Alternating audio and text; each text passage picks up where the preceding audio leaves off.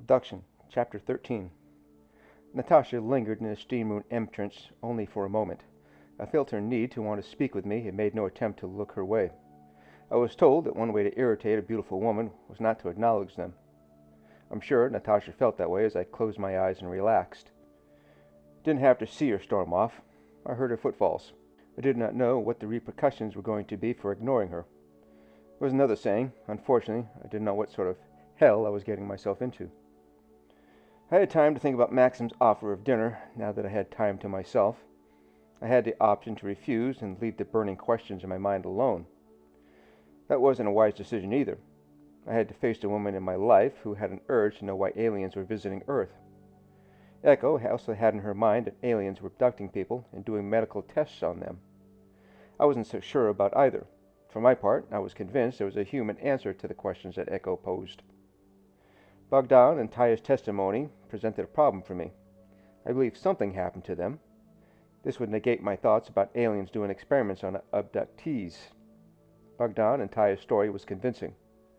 They did not bear any physical scars for their encounter, but the psychological scars were visible. I had to have more evidence to put this conundrum to rest, and going to dinner at Maxim's would answer some of my questions.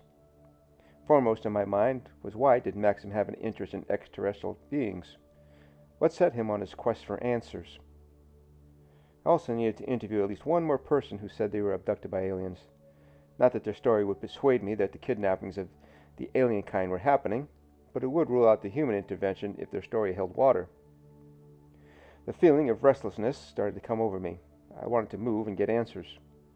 I left the steam room and thoughtfully walked to my locker, still pondering Maxim's dinner invitation. When I opened the locker door, I saw a slip of paper. I knew what the piece of paper held on it, but I opened it anyway. As I suspected, I had a phone number on it, but there was also a note. The handwriting was feminine, and there could only be one person leaving me a message. The letter was simple, and not what I expected. Natasha did want to talk with me, but she had information on the alien abductions. I tried not to read between the lines and take the letter at face value. Still, the increased interest Natasha was showing me made me suspicious of her intentions.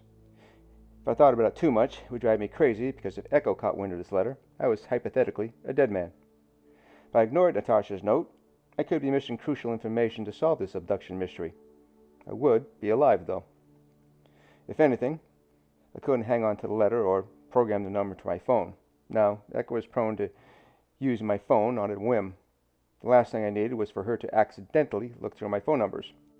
She never had in the past, but I like being cautious. However, any phone number would raise suspicions, and then jealous questions would come that I would have to answer.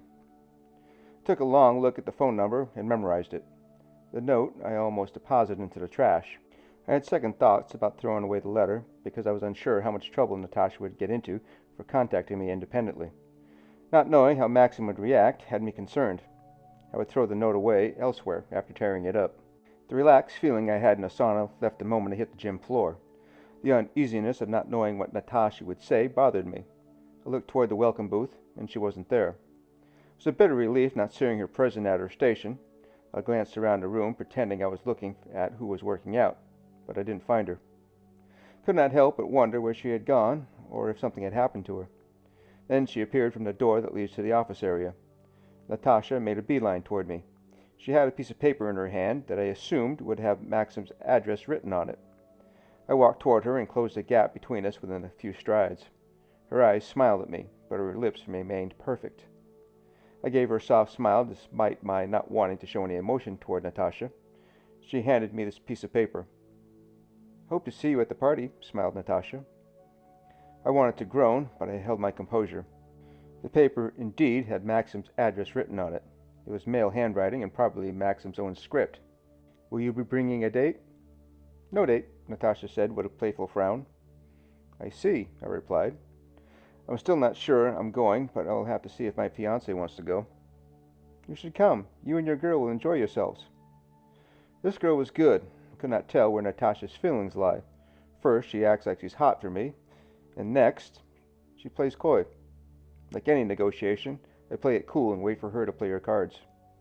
"I got your note," I said. Natasha's eyes lit up. "Will you call me?"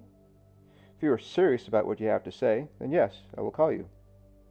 I know what is happening in the city, but I cannot tell you here, Natasha said as her eyes darted around the room. I wondered if Maxim knew about Natasha and her alleged claims of UFOs. Of course, I can't be sure that she had anything worthwhile for information. There was only one way to find out, and I don't think Echo will like it when I tell her I would meet up with Natasha. I believe you, I said, but I can't say when I will call to set up a time to see you. I have a relationship that will prevent me from seeing you just any time I choose. A playful smile curled up on Natasha's lips. I have something you really need to see. I wanted to think that Natasha meant the news about the strange lights or the city's disappearances. Thinking she was implying something sexual would be an assumption on my part, but one that would be fitting. I can only hope what she wanted to share would be worth it. I said nothing else and didn't even wave to Natasha as I headed toward the door. Didn't know what else to say without digging a deeper hole for myself. Natasha had taken a liking to me. What was I to do? Ignore her like any male should when they are romantically involved with a woman they love. If it weren't for the possibility of solving the riddle presented to me, I would toss her a letter and forget about her. I, unfortunately, couldn't do that.